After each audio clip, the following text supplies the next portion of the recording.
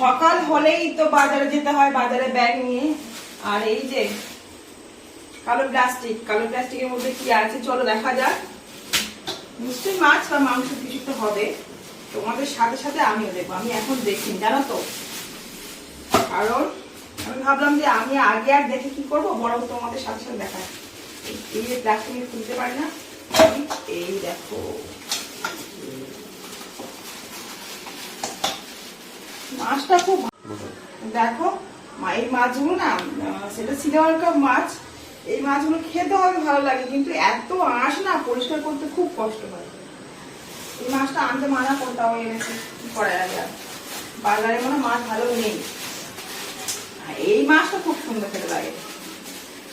এটা হচ্ছে মোয়াটি, তবে গাং মোয়াটি মানে নদীর মাছ।